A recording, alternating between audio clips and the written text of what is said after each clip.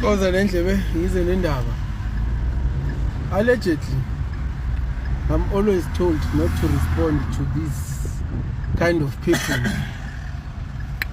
But I will respond because you cannot act as if I asked first, because I wanted to know ukuthi lo muntu lo understand the South African politics, because kunento le abantu abangayi understand ukuthi you don't just do things.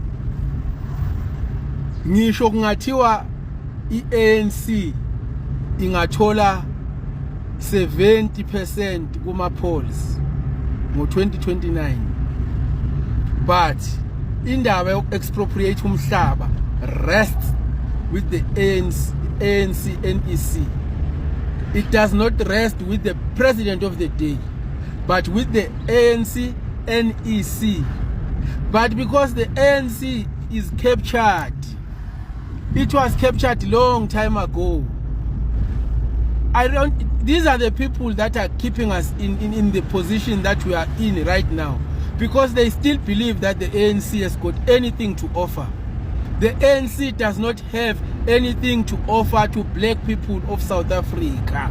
The ANC are my gatekeepers. Before, we say this every day, but people, they think we are bluffing because Bona, they are told whatever that they are told, and they believe whatever that they are told, because they feel like Tina, or maybe because I come from KZN. So I don't know. There is this notion that people who come from KZN are stupid.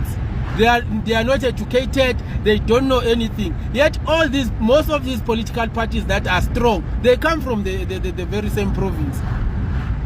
They were founded in KZN. So yet the very same people that are talking like this, they feel like we are stupid. We understand what is happening in South Africa. We know what is happening in South Africa. There is no president that will come to ANC and change anything. Ayiki president ezoqhamuka ku ANC izosiza wena as a black person. Ayikho. Because the ANC yavumelana nalabantu ababesicindezela ukuthi indaba yomhlaba iANC will never touch it. That was an agreement. Indaba yokuthi bafuna indaba yokuthi kushare umnotho wala eSouth Africa off limits. That one is for whites. It's for the elites. It's for labantu bebesicindezele, not wena. So when you want to come here and then you label Ubabu Jacob Zuma as if Ubabu Jacob Zuma is the ANC. Ubabu Jacob Zuma was just a leader in the ANC. He was not the ANC. He was not the NEC of the ANC. He was just a leader. So mangabe uzokhuluma kanje uzenze ngathi uhlakaniphile, uyabonisa ukuthi uyisiphukuphuku. Uyisiphukuphuku esiphinde kaningi. Ukuthi uMalema knew what he was doing. He knew when the EFF offered 6% yabo, they knew what they were doing. Bayazi vele ukuthi at the end of the day kuzothi uBabu Jacob Zuma uyena ongazange afuna uku-expropriate umhlaba, knowing very well ukuthi uBabu Jacob Zuma akanawo amandla ukuthi angavela athi mina ngi-expropriate umhlaba without i-agreement yabo ne-ANC NEC. And uyazi ulokhu uMalema ukuthi ANC is captured. He knows that. He was there in the ANC. He knows. But because he knows ukuthi imqondo yenu mncane, he will say yonke into ezokwenza ukuthi you must hate the next person. Ayenze ngathi the next person khona into wrong akayenzile, or umuntu the next person yena akathanda ukuthi expropriate umhlaba. Kanti uyazi ukuthi vele ngoba ingqondo zenu incane zokuthatha lokho. Indaba yomhlaba nje, just forget about it until nina you come to the MK and then we will do it.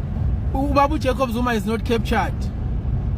He's the only person Ogawa lead the ANC that is not captured. You must know that. Ubabu Jacob Zuma does not report to Stellenbosch. He does not. We need to know that. Sikhathele yini lokhu nizositshela udoti la ngoba nina abaholi benu they are captured, they are standing in the way yabantu. So baniqambela amanga and then nina you come and hate us and our leader. because our leader is a genuine person.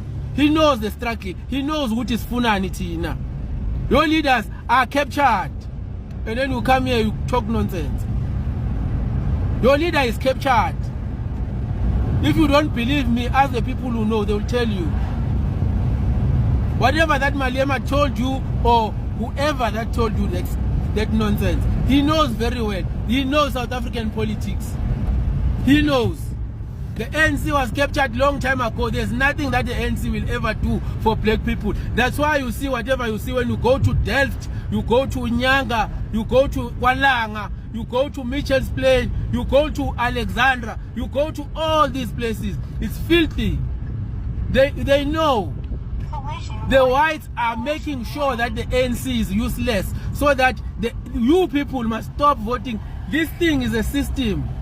You must stop voting for the ANC in the near future, so that whites can take back. So you don't see that. You keep on blaming the very person that is fighting for you. How stupid is that? Skathele yini lokhu nizositshela udoti ngento eningayazi. Aniyazi into enilwayo nina nilwisa ubaba uZuma. Aniyazi.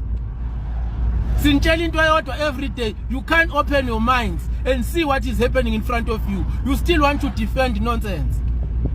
Skathele yini kumele sinitshele iqiniso. Niyekele ngoba vela amakhanda agcwele udoti, agcwele ubomvu amakhandeni. Sinitshele kodwa iqiniso ukuthi ubaba uZuma is the only person that's why everyone is fighting ubaba uZuma. Why uma ngabe ubaba uZuma wrong, uye yedwa ke waba wrong ke. Ake sikuvume ukuthi wrong. Uye yedwa ke waba wrong. Everyone must fight ubaba uZuma. You don't see when ukuthi this person, it means is fighting for you. Banga kumanje yena associate nabo bonke abantu amagupta obani nibazi ngamagama. Uyabazi abantu abathenga lamagolide ambiwa abantu bamazamazama. Why are they not telling you ukuthi obani abalokhuzayo? Why is it something that benefits other people you don't get to be told about? But in that into Babu Zuma, you are told about. Even though labo bantu labo, they are not actually doing into wrong in South Africa. Benzi into zosiza wena. But they are always portrayed as if abantu abenza into wrong in South Africa. Mangabe ukuthi as long as nje it's not serving interest yabantu base Stellenbosch, then those people into abayenza wrong. Bayiskathele yini lokhu nisikhulumisa niyasikhulumisa sizama ukukhuluma kahle nani anifuni ukuzwa nilwisa thini esikhuluma kahle nani. Hayi man. Nganyanyisa ni